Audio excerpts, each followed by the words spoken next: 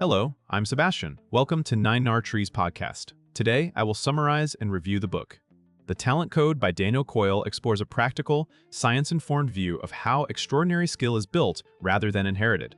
Instead of treating talent as a mysterious gift, the book investigates real-world hotbeds of excellence, such as elite sports academies, music programs, and high-performing schools to identify common patterns behind rapid improvement. Coyle connects these observations to neuroscience, especially the role of myelin, the insulation that strengthens neural circuits through repeated, targeted practice.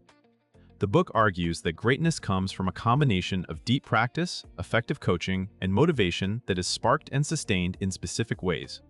Written for readers who want measurable progress, it translates research into actionable guidance without requiring a technical background. Whether you are developing your own abilities or supporting a team, child, or organization, the central promise is clear. The right training methods can accelerate learning and turn potential into performance. I will give you key takeaways from this book. Firstly, myelin and the biology of skill. A central idea in the Talent Code is that skill has a physical foundation in the brain and nervous system. Coyle highlights myelin, a fatty sheath that wraps neural pathways, making signals travel faster and more accurately. When you repeat a specific action correctly and intensely, the circuit used for that action becomes more insulated, which improves performance. This view reframes talent from something you either have or do not have into something you build through repeated use of the right circuits. It also explains why improvement is often uneven. Progress depends on which circuits are being strengthened and how precisely they are practiced. By focusing on myelin, the book provides a concrete reason why deliberate repetition matters and why small technical errors, if repeated, can become ingrained. The implication is empowering and demanding at the same time. You can grow skill with the right effort, but the effort must be targeted and consistent. Understanding this mechanism helps readers see practice not as time served, but as a biological construction project where attention, accuracy, and repetition lay down long-term capability. Secondly, deep practice, the engine of rapid improvement. Coyle emphasizes deep practice, a style of training that is slow, effortful, and highly focused on the edge of current ability. Rather than mindlessly repeating what already feels comfortable, deep practice breaks skills into smaller parts, isolates weak points, and repeatedly corrects mistakes. The book presents this as the most reliable way to create durable improvement because it forces the brain to fire the exact circuits that need strengthening. A key theme is that errors are not proof of inability, they are information.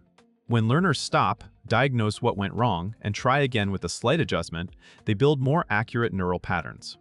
Deep practice also includes intentional pacing, going slower than performance speed to ensure clean technique, then gradually adding complexity and speed once control improves. Readers can apply this framework to sports, music, language learning, writing, or any performance domain. The takeaway is that quality of effort beats quantity of time. A shorter session of deeply attentive, mistake-focused practice can produce more growth than hours of comfortable repetition. Thirdly, coaching as craft, creating better feedback loops. Another important topic is the outsized role of coaches and teachers in turning practice into progress. Coyle portrays great coaching less as charisma and more as a craft built on clear communication, precise feedback, and the ability to design the right challenges.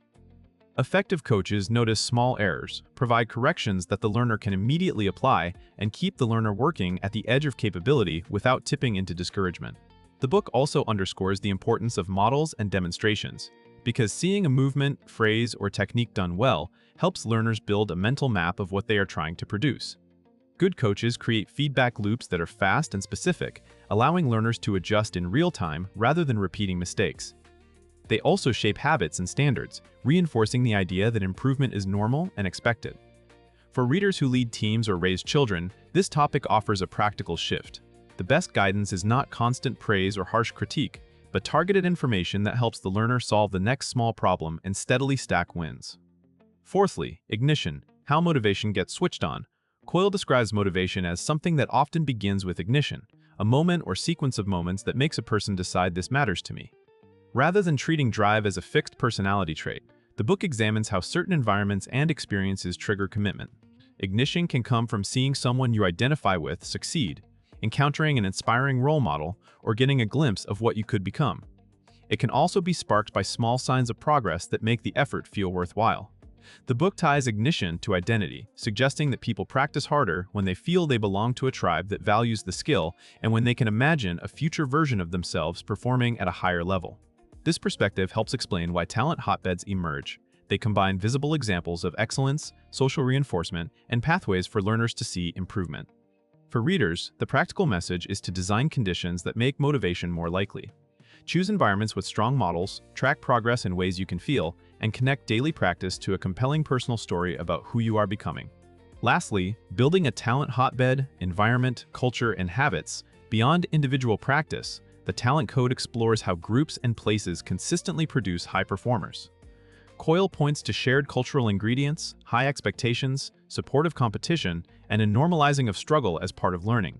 In these environments, learners are surrounded by peers who take improvement seriously, which raises standards and makes disciplined practice feel socially reinforced rather than lonely.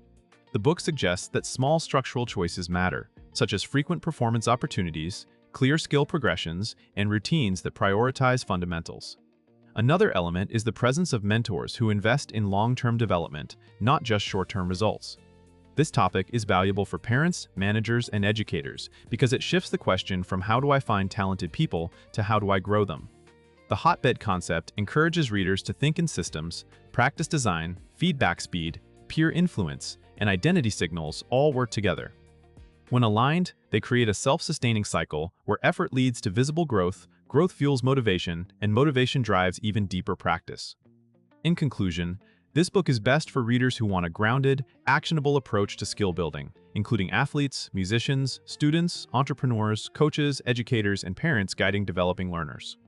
It can benefit a reader's life by replacing vague ideas about giftedness with a clear set of levers, practice that targets weaknesses, feedback that accelerates correction, and motivational ignition that turns effort into a long-term identity.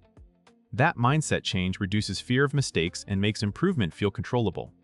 The result is not only better performance but also greater resilience, because setbacks become part of the process rather than a verdict on ability. Compared to many self-help titles that rely on slogans about passion or perseverance, the Talent Code stands out by linking behavior to a memorable biological mechanism and then showing how real training environments apply it. It also speaks to both individuals and those building teams or classrooms, offering a bridge between personal habits and cultural design.